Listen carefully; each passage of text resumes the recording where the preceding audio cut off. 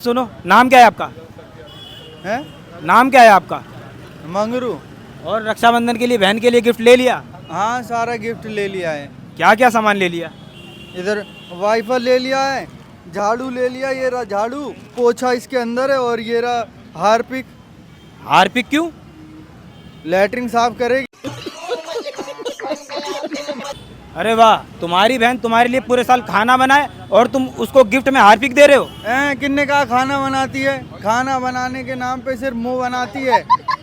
एक गिलास पानी मांग लूँ तो उसके शरीर में पूरा ऐसे लकवा सा मार जाता।